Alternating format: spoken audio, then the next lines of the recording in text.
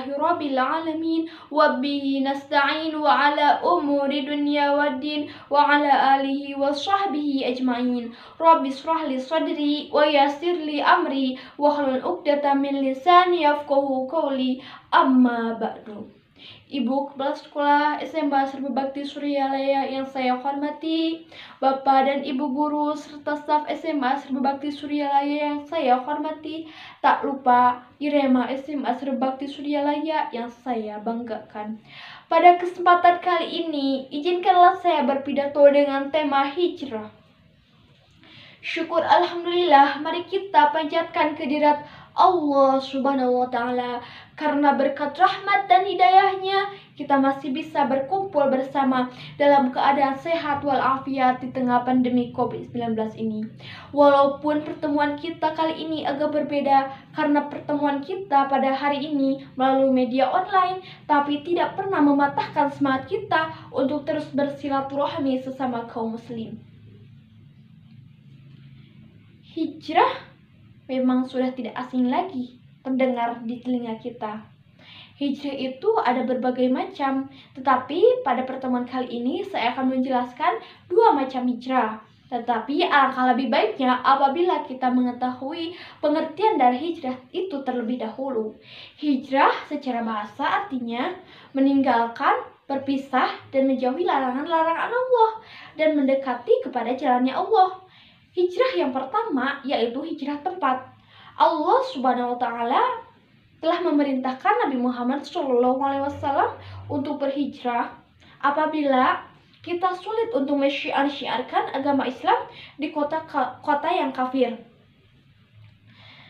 Nabi Muhammad SAW pun dan umatnya pernah melakukan hijrah ke Madinah atau juga yang dulunya disebut dengan kota Yatsrib. Pada saat hijrah Nabi, sebelumnya Nabi pun pernah mengalami berbagai kegagalan berhijrah di berbagai macam wilayah, yaitu di kota Habasyah dan Thaif.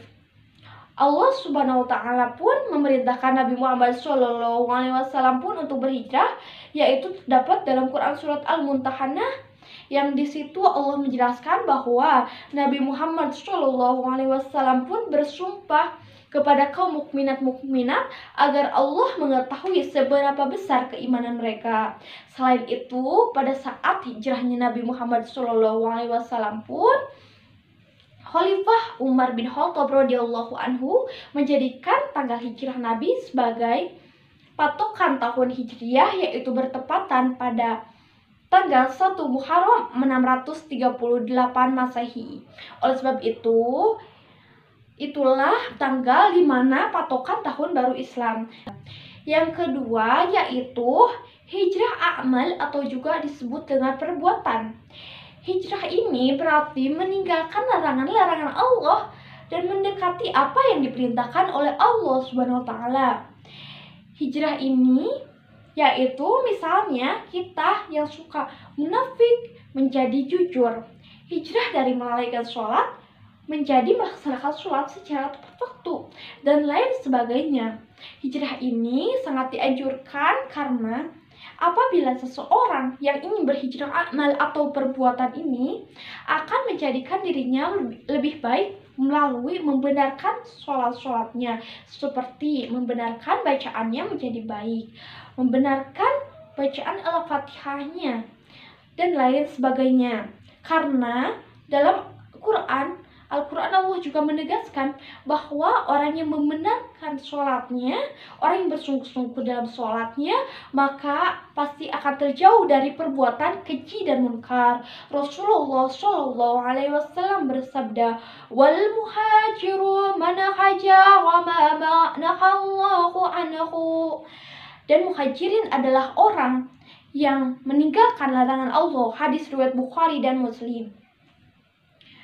Allah SWT memerintahkan kita untuk berhijrah amal atau juga perbuatan ini karena hijrah ini betul-betul sangat berpengaruh untuk kehidupan kita, karena kita harus menabung untuk bekal kita di akhirat nanti.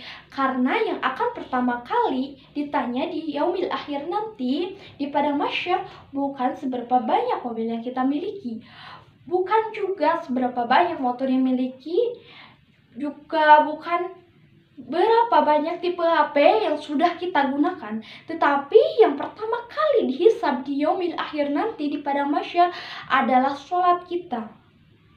Mobil, rumah bertingkat, apartemen, dan lain sebagainya tidak akan bisa dibawa ke akhirat nanti dan tidak bisa menjadi amalan baik kita di akhirat, tetapi kita bisa juga menjadikan harta-harta kita sebagai ladang amal pahala untuk bekal kita di akhirat, yaitu melalui mobil kita, rumah kita yang sudah kita tidak pakai, kita jual dan uangnya kita gunakan untuk sedekah, untuk memberikan santunan kepada anak yatim piatu, untuk memberikan sumbangan kepada masjid yang akan dibangun. Karena dalam salah satu hadis Nabi pun bahwa 3 amalan yang tidak akan terputus walaupun kita sudah meninggal, yaitu sedekah jariyah, ilmu yang bermanfaat, dan doa anak yang soleh. Oleh sebab itu teman-teman, marilah kita sama-sama mencontoh sikap Nabi dalam berhijrah. Karena dalam hijrah Nabi tersebut, yang terutama yang hijrah amal atau perbuatan ini bukan hanya untuk kebaikan kita sendiri, tetapi ini juga berguna untuk kebaikan orang lain dan juga untuk kebaikan dan kemaslahatan agama kita. Dengan demikian, kita harus sama-sama berhijrah amal ini, karena dengan hijrah amal ini kita akan mendapatkan pahala dari Allah yang berlipat ganda. Mungkin hijrah amal atau perbuatan ini bukan hanya soal hal yang mudah, karena setiap sesuatu kebaikan itu pasti akan ada cobaannya. Karena untuk apa cobaan yang diberikan Allah? Untuk menaikkan derajat kita di sisinya. Nah, apabila kita diberikan cobaan dalam berhijrah, kita tidak pantas untuk mengeluh, karena Allah akan melipat gandakan pahala kita dalam berhijrah. Nah, oleh sebab itu teman-teman, apa yang ada di dunia ini ketika kita melakukan kebaikan tidak akan pernah ada yang sia-sia. Karena Allah SWT telah menjanjikan dalam beberapa ayat Al-Quran pun bahwa apabila kita melakukan kebaikan, pasti Allah akan memberikan pahala yang terbaik bagi kita.